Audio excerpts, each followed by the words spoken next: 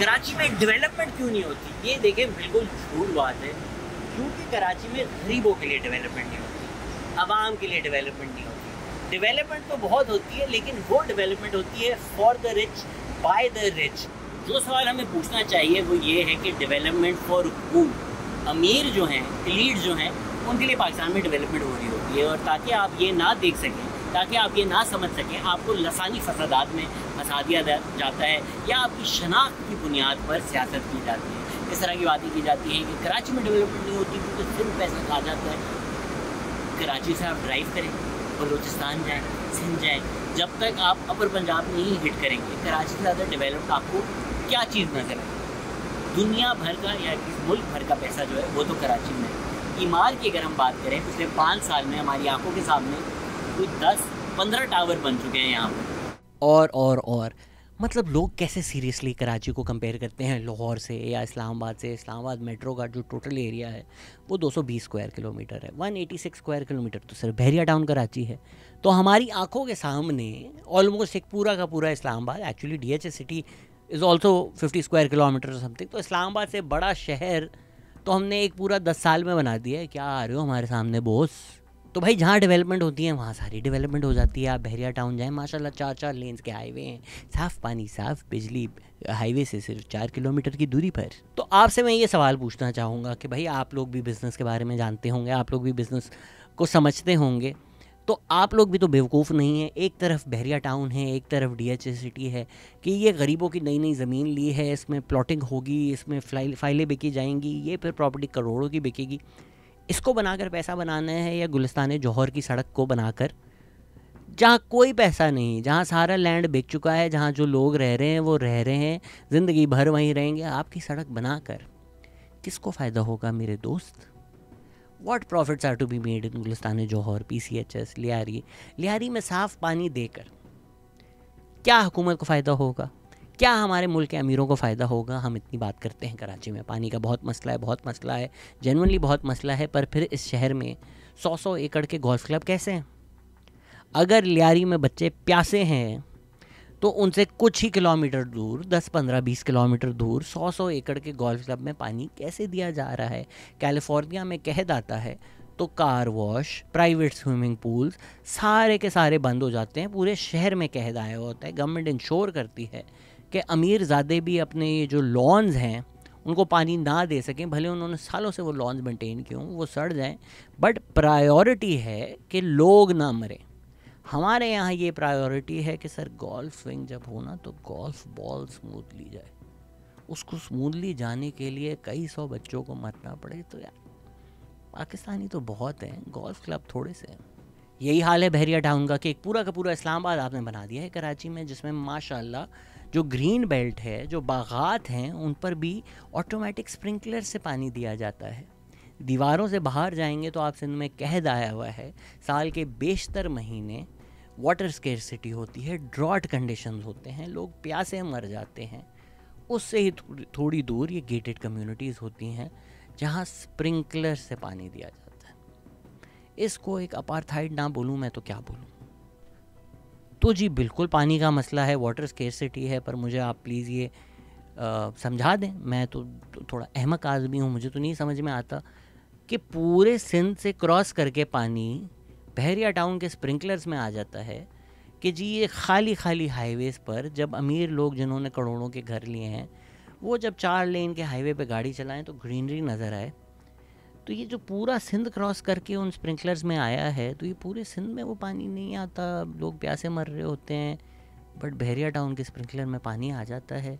ज़रूर कोई जादू होगा या मलिक रियाज़ एक अच्छे नेक आदमी होंगे कि उनको ये पानी मिल जाता है और पूरे सिंध को नहीं मिलता। इसी तरह चोलिस्तान कनाल प्रोजेक्ट जो है कि आप $1 बिलियन का, I believe is the entire project, greater Cholistan project जो है वो लगा रहे हैं कि जी इतना पानी है कि सहरा आबाद हो जाए, डेजर्ट में भी हम कॉर्पोरेट फार्मिंग कर सकते हैं। भले उसके लिए जो लोगों की ज़मीनें हैं जहाँ ऑलरेडी कल्टिवेटेबल लैंड है वो तबाह हो जाए, वो एरिड हो जाए, उधर नमक आ जाए ज़मीन के अंदर, सी वापस सी इंट्रूजन हो जाए सर, चोलिस्तान, क्योंकि वहाँ फॉरेन डायरेक्ट इन्वेस्टमेंट आएगी। जो ज़मीनें ऑलरेडी लोग ओन करते हैं सिंध भर में, उसमें थोड़ी ना किसी ने पैसे बनाने। तो सर डेवलपमेंट तो हो रही है, आप कहते हैं डेवलपमेंट नहीं हो रही क्योंकि आपके लिए नहीं हो रही। तो आप लोगों को सवाल ये पूछना चाहिए कि डेवलपमेंट फॉर हु, क्योंकि एलिट्स के लिए तो माशाल्लाह बहुत सारी डेवलपमेंट हो रही है। जनरली भी अगर आप कराची शहर को देखें, till you hit Lahore Faisalabad, आप पूरा पाकिस्तान घूम लें कलेक्टिवली भी, from Karachi till Lahore, Balochistan, Sindh, lower Khyber Pakhtunkhwa, lower Punjab, पूरा मिला भी लें तो उस पूरे खित्ते में इतनी डेवलपमेंट नहीं हुई होगी जितनी अकेले कराची में हो गई होगी। हो रही है डेवलपमेंट, आपके लिए नहीं हो रही। पिछले कोई 5 साल में ही हमने देखा होगा कि कुछ 10-15 इमार टावर बन चुके हैं जहां करोड़ों के फ्लैट बिक रहे हैं। तो जी लोगों के पास पैसा भी है, ये कराची के लोग हैं जो ख़रीद रहे हैं, लोगों के पास पैसा भी है, डेवलपमेंट का भी पैसा है, प्राइवेट सेक्टर में भी बहुत ज़्यादा पैसा है। क्लियरली बहुत ज़्यादा लोग प्रॉफिट्स कमा रहे हैं ना, कि इतनी हाई एंड लग्जरी लिविंग बिक रही है, बन रही है, मल्टीपल टावर्स बन रहे हैं। साथ ही साथ अगर हम ये जो ग्रीन लाइन बस ट्रांजिट प्रोजेक्ट है या जो और बसें आ रही हैं, ये भी बिलियंस का प्रोजेक्ट है। ग्रीन लाइन बस रैपिड ट्रांजिट 25 बिलियन का बना है। बिल्कुल नाकाफ़ी है, बिल्कुल कराची की जो पॉपुलेशन है उसके हिसाब से हमें बहुत सारी चाहिए होंगी इस तरह की बसेस। पिछली वीडियो में मैंने आपको बताया कि कितना मुझे लगाव है पब्लिक ट्रांसपोर्टेशन से और मुझे कितना ज़रूरी पब्लिक ट्रांसपोर्टेशन लगता है। लेकिन अगेन टिल यू हिट अपर पंजाब, इस तरह की बसेस और इस तरह के मेट्रो प्रोजेक्ट्स तो पूरे पाकिस्तान में कहीं और नहीं बन रहे ना। बिलियंस जो हैं वो कराची में ही लगाए जा रहे हैं और लगाने चाहिए भी भाई, मेट्रो सिटी है। मसला ये है कि आप ये ना मिलकर देखें कि भाई एलिट्स बड़ा पैसा कमा रहे हैं पाकिस्तान में, इनकी तो अयाशी हो रही है, हमारी क्यों ज़िंदगी बर्बाद हो रही है। आपको लसानी बुनियाद पर, तासुब की बुनियाद पर एक दूसरे से दूर कर दिया जाता है, एक क्लास कॉन्शियसनेस डेवलप नहीं होने देती। आपको ये एहसास नहीं कराया जाता कि एक गरीब सिंधी, एक गरीब पश्तून, एक गरीब महाजर, एक गरीब पंजाबी, एक गरीब बलोच, आप लोग सब एक हैं। आप लोगों को ये समझ नहीं आती, जबकि जो एलीट है उनको समझ में आ जाती है, क्योंकि ये जब अमीर हो जाते हैं और जब इस्टेब्लिशमेंट का हिस्सा हो जाते हैं तब इनकी एथनिक आइडेंटिटी नहीं मैटर करती, ये मिलकर लूटते हैं। और आप लोगों को क्या बताते हैं कि ये देखो सिंधी ने तुम्हारा हक मार लिया। भाई आप बजट देख लें, 100 बिलियन के डेवलपमेंट प्रोजेक्ट्स बन रहे हैं, कोई 200 बिलियन अलॉटेड है। ऐसा नहीं है कि जी कराची में डेवलपमेंट नहीं हो रही और ठट्टा दुबई बन गए। ये बिला वजह आपकी आइडेंटिटी वेपनाइज कर कर आपको एक दूसरे से दुश्मनी करवा रहे हैं, नफ़रत करवा रहे हैं, जबकि आप दोनों को मिलकर एलीट से नफ़रत करनी चाहिए। मुझे नहीं पता कराची के जो रोड्स टूटे हुए हैं उनको फिक्स करने के लिए कितने पैसे लगेंगे। मेरा भी उतना ही दिल जलता है जब मैं देखता हूँ कोई बेचारा बाइक वाला घर जा रहा है और बारिश हुई हुई है और गटर खुला हुआ है और वो उसमें चला गया। मेरा भी दिल करता है कि यार कोई टॉर्चेस लेके जलाऊं मैं किसी को कि किस तरह लोगों को आपने रहने के लिए छोड़ा हुआ है। अभी शाहराह भुट्टो बनी है, वो 55 बिलियन का प्रोजेक्ट है। उस दिन मैंने उस पर ट्रैवल किया, इतनी उस पर ट्रैफिक नहीं थी। अगर मैं उसका मैप देखूं तो DHA कोरंगी क्रीक जो है उसको वो कनेक्ट करता है हाईवे के साथ। बहरिया टाउन अगर आपने जाना है DHA से तो आप शाहराह फैसल और ट्रैफिक और वो सारा रास्ता अवॉइड करके शाहराह भुट्टो पे जाकर बहरिया टाउन जा सकते हैं। तो चलें, अभी तो मलिक रियाज इस्टेब्लिशमेंट के मसले मसाइल हो गए हैं, बट क्लासिकली तो वो both sides of the same coin रहे हैं ना, एक साथ ही रहे हैं। तो बहरिया टाउन हो, चले बहरिया टाउन छोड़ दें, DHA सिटी भी तो वहीं पर है ना, उसको आपने कनेक्ट कर दिया है DHA के साथ। तो अब आप देखें ना कि बहरिया टाउन या DHA सिटी जो पहले लगता था इतने दूर हैं, 1.5-2 घंटे कौन ट्रैवल कर आएगा, अब वो अगर फासला आधा घंटा हो गया है, suddenly those properties are lot more appealing. और जिस तरह से बहरिया टाउन में कंस्ट्रक्शन हो रही है, डिस्पाइट द फैक्ट कि खाली पड़ा हुआ है, बहरिया टाउन 2 बनना शुरू हो गया है। मेरे ख्याल से लॉन्ग टर्म इरादा तो यही था ना कि आप ये एक पूरा नया यहाँ शहर आबाद करेंगे। आपको DHA बनाने की ज़रूरत नहीं है, DHA डूबता रहे। आपको गुलिस्तान जौहर बनाने की ज़रूरत नहीं है, आपको क्लिफ्टन बनाने की ज़रूरत नहीं है। ये एरिया तबाह हो, यहाँ के जो अमीर लोग हैं वो इन्वेस्ट करें DHA सिटी में, वो इन्वेस्ट करें बहरिया टाउन में, क्योंकि पैसा तो वहाँ से बन रहा है ना। जो प्रॉपर्टियाँ बिक चुकी हैं, जो लोगों के नाम पर हैं, वहाँ से क्या ही आपने पैसा बनाना है। You make Bahria town and DHA city a better bet You make people move there, you sell that land, you make that money, and then you go abroad and live your life. और यहाँ लोग मरे फिर। और ये करने के लिए एक 50-55 बिलियन का शाहराह भुट्टो बनाया गया है। अब आप कहें कि यार वो उसमें मलिक रियाज की क्या गलती है, वो तो एक प्राइवेट बिजनेसमैन है, हमें भी पाकिस्तान में पता है प्राइवेट बिजनेसमैन कोई भी चीज़ नहीं होती है। जो सारे एलीट हैं ये गवर्नमेंट के साथ मिलकर बैठे हुए होते हैं। मलिक रियाज के पीपीपी के साथ भी रिश्ते हैं, मलिक रियाज के पीएमएलएन के साथ भी रिश्ते हैं, मलिक रियाज के पीटीआई के साथ भी रिश्ते हैं। When it comes to real estate, PTI, PPP, PMLN, बाकी भी जो सारी पार्टीज़ हैं वो सारी एक हो जाती हैं। इसी पॉडकास्ट में कुछ साल पहले मैंने मारवी मज़हर से पूछा था कि भाई मैं अगर आपको बोलूँ डेवलपमेंट क्या होनी चाहिए, किस तरह होनी चाहिए, तो उनका बड़ा अच्छा जवाब था। उन्होंने बोला मैं अगर हुई पावर में तो पहली चीज़ मैं ये करूँगी डेवलपमेंट ख़त्म कर दूँगी, बोलूँगी आज के बाद डेवलपमेंट नहीं होगी। 100% मैं उनसे एग्री करता हूँ, बिकॉज हमारा जो डेवलपमेंट मॉडल है वो ह्यूमन सेंट्रिक नहीं है। हमारे जहन में जब आता है ना कि डेवलपमेंट करो तो वो क्या होती है कि जी फॉरेस्ट तबाह कर दो, ग्रीन स्पेसेस तबाह कर दो, पब्लिक स्पेसेस तबाह कर दो, हर जगह कंक्रीट डाल दो, ग्रीनरी ख़त्म कर दो, पार्क्स ख़त्म कर दो, बड़ी बड़ी इमारतें बना दो, रियल एस्टेट बना दो, हाउसिंग सोसाइटीज़ बना दो, ये लोगों को बेचो, उससे पैसा बनाओ। बीच में मुझे ऐसा लग रहा था मेरा अंदाज़ अपना अपना हो गया है कि मुर्गियों का फार्म होगा, मुर्गियाँ फिर अंडे देंगी, अंडियाँ फिर मुर्गियाँ देंगी, मुर्गे फिर अंडे देंगे, डब रोटी भी मैं बनाऊँगा, हमारा बजाज। वापस आते हैं आरिफ हसन साहब से भी जब हम बात कर रहे थे, पॉडकास्ट कर रहे थे, तो उन्होंने हमें समझाया कि किस तरह ये शहर कनेक्टेड है। अब अगर आप देखें महमूदाबाद डूबा हुआ है तो आपकी इनिशियल इंक्लिनेशन तो ये होती है ना कि भाई नाले कहाँ हैं, ड्रेनेज कहाँ हैं। ये तो आप इमीडिएट जो चीज़ आपको बॉदर कर रही है आप उसकी तरफ देख रहे हैं। अगर आप उसके पीछे देखें तो आरिफ हसन साहब ने हमें समझाया कि महमूदाबाद इसलिए डूबता है क्योंकि उसकी जो ड्रेनेज थी, जो नाला था, जो पानी समंदर तक लेके जाता था, वहाँ अब DHA फेज़ 7 खड़ा हो चुका है, तो वो पानी वापस आ जाता है, तो महमूदाबाद डूब जाता है। अब अगर इसका सलूशन ये है कि कल को महमूदाबाद ना डूबे, आपको DHA फेज़ 7 ख़त्म करना पड़ेगा। ये हो सकता है सर, पाकिस्तान ख़त्म हो जाएगा, DHA ख़त्म नहीं होगा।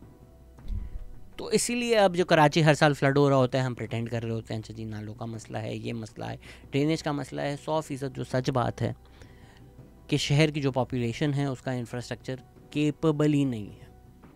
सब कुछ परफेक्टली भी हो जाए, रोड पे आप खड़े हो जाएं, झाड़ू लेके पूरा कराची पानी इधर उधर करने की कोशिश करें, पानी इधर उधर नहीं होगा। तो जो आपके नेचुरल वाटरवेज थे, मलीर रिवर की आप हिस्टोरिकल डेटा देखें वो कहाँ पर था। आप अगर वहाँ घर बनाएंगे, अगर आप रियल एस्टेट हाउसिंग सोसाइटीज़ बनाएंगे, आपको लगेगा मैं रिवर कंट्रोल कर सकता हूँ, तो ठीक है। जिन महीनों या जिन साल वाटर का फ्लो नॉर्मल होगा उस दिन उन महीनों आप कंट्रोल कर लेंगे। उन सालों जब फ्लड लाइक कंडीशंस आएंगी, और ये तो आप हिस्टोरिकल डेटा में देख सकते हैं कि टाइम टू टाइम आती हैं, तब आप कैसे रोक सकते हैं। पंजाब में आपने रूडा बना दिया है, कल को अगर रावी में पानी आएगा तो रिवर बेड पे कंस्ट्रक्शन आप कैसे रोक सकते हैं। नया नाजमाबाद हाउसिंग सोसाइटी है, आपने मंगोपरी लेक के साथ बना दी थी, वो एरिया है ही प्रोन टू फ्लडिंग, आप कुछ नहीं कर सकते। मसला ये नहीं है कि आपने ड्रेनेज सही नहीं दिया, देखें डूब, आपने बनाया ही लेक पर है। एक लेक में पानी आना ये ताज्जुब की बात थोड़ी है। मसला इसमें हुकूमत ही है। हुकूमत को नहीं मैं डिफेंड कर रहा, क्योंकि ये रियल एस्टेट हाउसिंग सोसाइटीज़ आपने ही लाइसेंस दिए ना, आप लोगों ने ही परमिशन दी, आप लोगों ने ही बनने दिया। तो आपकी गवर्नमेंट में, आपकी ब्यूरोक्रेसी में, आपकी प्लानिंग जोन्स में कौन लोग हैं जो ये इजाज़त देते हैं। नस्ला टावर जब गिरा, सुप्रीम कोर्ट ने बोला भाई इलीगल है, गिरा दो। जिन लोगों ने ख़रीदे हुए थे उनका नुकसान हो गया। भाई परमिशन किसने दी थी?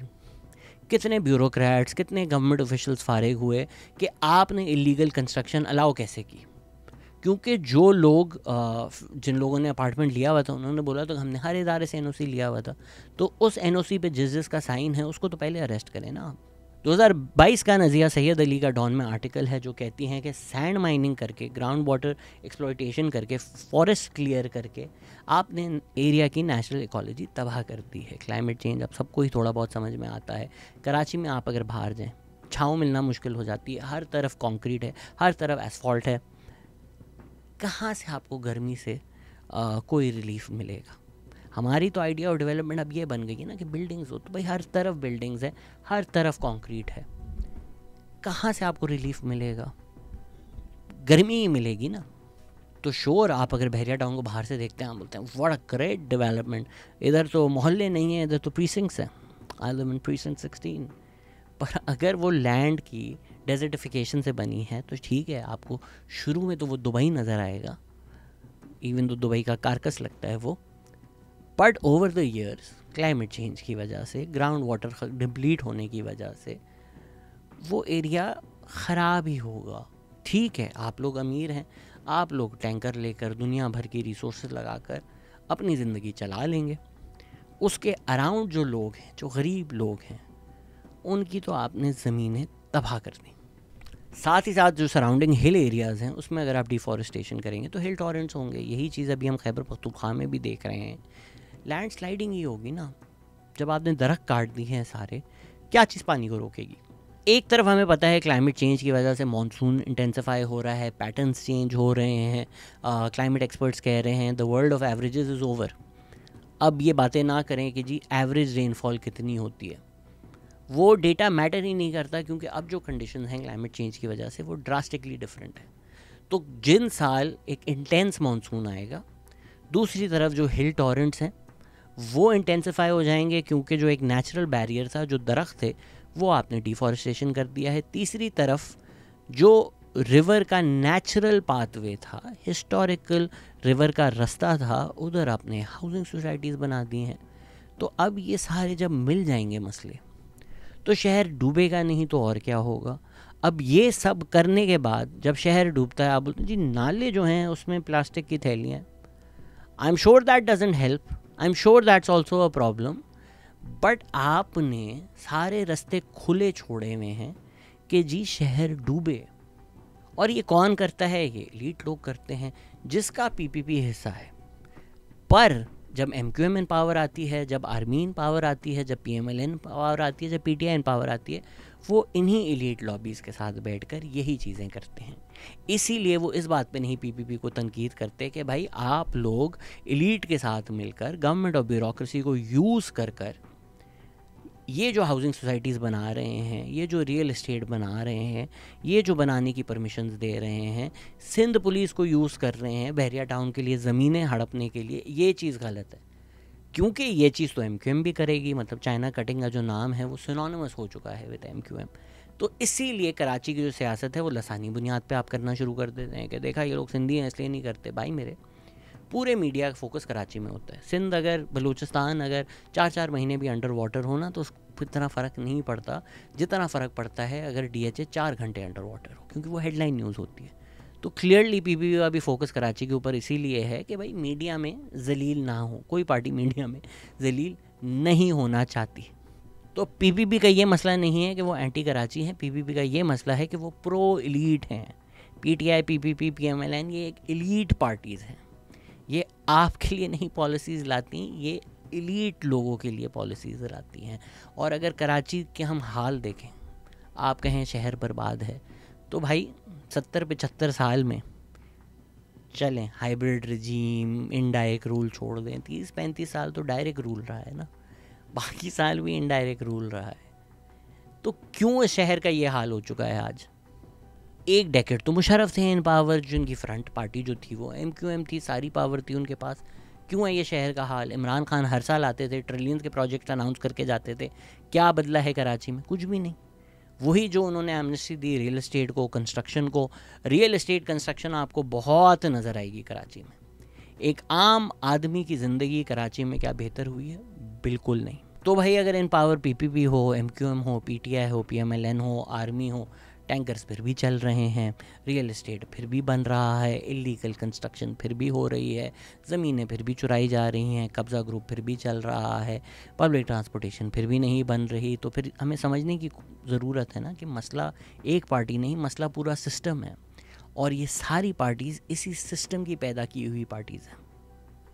और ताकि आप ये सब मिलकर ना देख सकें कि आपके दुश्मन ये एलीट हैं, ये इस्टेब्लिशमेंट है, आपको लसानी बुनियाद पर एक दूसरे का दुश्मन बना दिया जाता है। आपको बता दिया जाता है कि ये तुम्हारा दुश्मन है, ये तुम्हारा दुश्मन है, देखो पश्तून इमिग्रेंट आ गया है, ये तुम्हारी नौकरियां ले रहा है, कराची एक पश्तून सिटी बना रहा है, इसको मारो। नहीं सर, वो आपका दुश्मन नहीं है।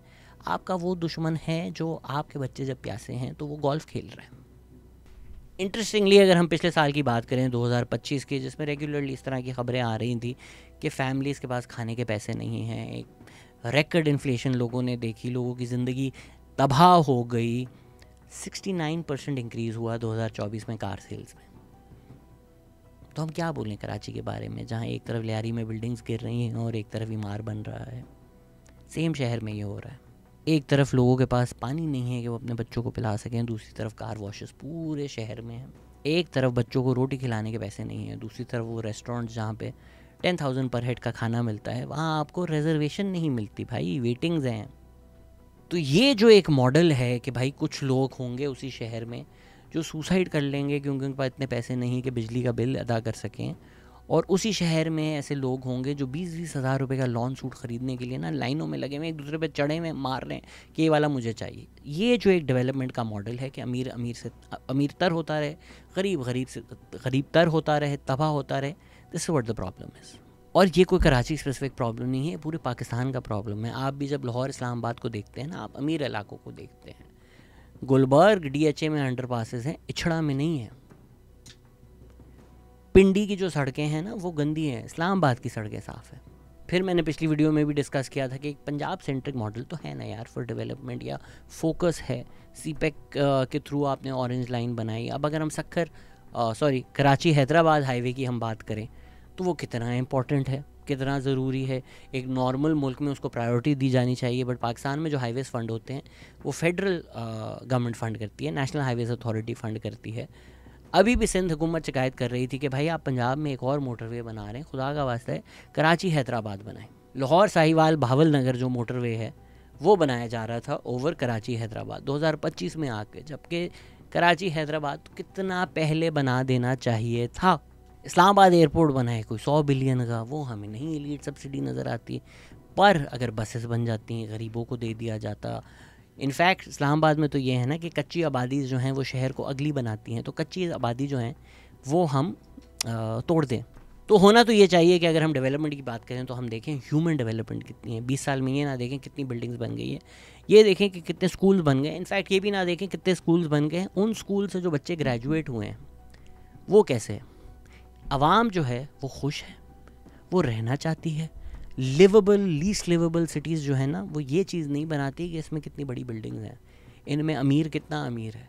वो ये चीज़ें डिसाइड करती हैं कि जो शहर में लोग रह रहे हैं वो कितने खुश हैं, वो कितने सेटिस्फाइड हैं अपनी ज़िंदगी के साथ।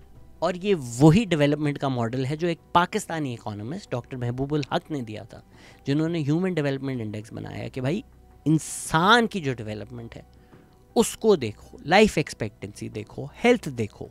तो कहने को तो हम कहते हैं कि अयूब खान का जो दौर था उसमें बड़ी डेवलपमेंट हुई जी, हिस्ट्री बुक्स में तो आपको यही पढ़ाया जाता है, पर डॉक्टर महबूबुल हक दिखाते हैं कि जो 22 फैमिलीज़ थी वो मुल्क की बेशतर रिसोर्सेज पे काबिज थी। जो गरीब था कोई इंक्रीज़ नहीं हुआ। उस दौर में लोगों ने रिसर्च की कि जो वेजेस थी लोगों की, लेबर की, उसमें कोई इतना ज़्यादा ख़ास फ़र्क नहीं आया। एक वक्त जब आपको बताया जाता है कि वाह भाई दूध की नहरें बह रही थी कराची में। तो ये जो एक डेवलपमेंट का मॉडल है कि देखने को तो मेगा प्रोजेक्ट्स आपको नज़र आ रहे हैं, देखने में तो आपको इंफ्रास्ट्रक्चर डेवलपमेंट नज़र आ रही है, लेकिन जो आपकी लेबर है वो और तबाह हो रही है। तो एक क्लास ऑफ पीपल है जो एक्सप्लॉइट हो रहे हैं और एक क्लास ऑफ पीपल है जो अमीर से अमीर तर होते जा रहे हैं। यही वजह है कि ईस्ट पाकिस्तान की भी सेपरेशन हुई, वो बांग्लादेश बन गए, because west Pakistan was economically exploiting east Pakistan. कई ईस्ट पाकिस्तान में इंडस्ट्रीज़ थी और फैक्ट्रीज़ थी जिसके ओनर्स कराची में बैठे हुए थे। क्यों भाई? तो आपने गाड़ियों की इंडस्ट्री अमीर करने के लिए पब्लिक ट्रांसपोर्टेशन बनाई ही नहीं, आपने रियल एस्टेट में पैसा बनाने के लिए पब्लिक स्पेसेस बनाए ही नहीं।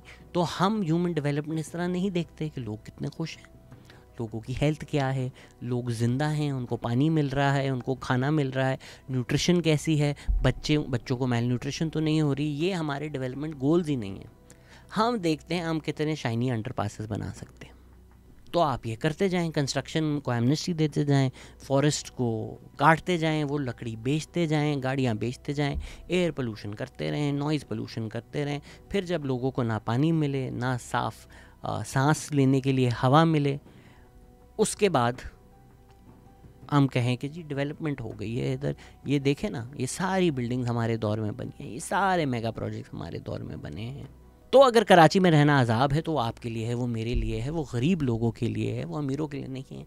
अमीरों की तो जो आज ज़िंदगी है कराची में वो कोई 10 साल 15 साल 20 साल पहले से कई गुना बेहतर है। आज आप देखें जो जिस तरह की लग्जरी अवेलेबल है, जिस तरह की हर चीज़ इम्पोर्टेड अवेलेबल है, वो पहले अवेलेबल नहीं थी। ऐसी कोई दुनिया की चीज़ नहीं है जो अब कराची में आपके पास नहीं अवेलेबल। ये मसला है कराची का कि एक तरह जब वो डूब भी जाए तो दूसरी तरफ इंस्टा स्टोरीज आ रही होती हैं कि #रेन। जो पैरासाइड का सीन है ना, वो हमारे शहर में हर दफ़ा होता है जब बारिश होती है। आप अगर अमीर हैं, आपके पास अगर पैसा है, तो आप दुनिया में कराची के अलावा कहाँ रहना चाहेंगे? कि आप अपनी वीगो चलाएं, रोड पे कुचल दें लोगों को। आपके पास अगर पैसा है, आप जेल भी नहीं जाएंगे। इससे बेहतर ज़िंदगी हो कहाँ सकती है? मतलब एक शहर जिसकी मिनिमम वेज 40,000 है, वहाँ रेस्टोरेंट्स हैं जहाँ पर हेड एक रात का खाना 40,000 होता है। ये दोनों कराची एक साथ एग्जिस्ट कर रहे होते हैं। अनफॉर्चुनेटली कराची की यही कहानी 1947 से रही है। एक एलीट ब्रेन वॉशिंग और प्रोपेगेंडा के तहत आपको बता दिया है कि जी बहुत अच्छा था, 70 का कराची, 60 का कराची। यही था कि एक तबका बहुत अमीर था और वो लाइफ एंजॉय कर रहा था और उनके पास ज़िंदगी के सारे आराम व आसाइश थे, नाइट क्लब्स थे, कसिनोस थे, मज़े थे। और एक तबका था, अगर आप लेबर स्ट्राइक्स की हिस्ट्री पढ़ें, अयूब खान की जो आप डेवलपमेंट की वाह करते हैं, उनके ख़िलाफ़ जो लेबर मूवमेंट थी, जो इवेंचुअली पीपीपी भी बनी, या पीपीपी ने उसको यूज़ किया या लेबर के लोगों को यूज़ किया, रिगार्डलेस जिस तरह भी आप उसको पॉलिटिकली देखना चाहें। और फिर जुल्फ़िकार अली भुट्टो के दौर में भी लेबर स्ट्राइक्स हुई, लेबर के ख़िलाफ़ एक क्रैकडाउन हुआ। ये जो सारी लेबर रेजिस्टेंस है, ये आपको नहीं पढ़ाई जाती। तो आपको जो अमीरों ने बताया है कि हाँ अयूब खान का दौर, वाओ, आपको वही वाओ लगता है। आज भी वो जो 22 फैमिलीज़ हैं, चलें वो 22 नहीं 200 हो चुकी होंगी, उनके लिए कराची वाओ ही है। उनकी अगर आप ज़िंदगी देखें, उनकी अगर आप बिल्डिंग्स देखें, उनका अगर आप रहना देखें, वो वाओ तरीन ही है। अजाब है कराची तो वो आपके लिए है। लीस्ट लिवेबल सिटी है तो वो आपके लिए है। डेवलपमेंट अगर नहीं हो रही तो वो आपके लिए है। तो अगर हम इस सीरीज़ में सवाल पूछ रहे हैं कि जी कराची का सबसे बड़ा मसला क्या है, ये ही तो वो मसला है, ये लोग ही तो मसला है। एलीट कैप्चर और ये एलीट, ये कराची का सबसे बड़ा मसला है।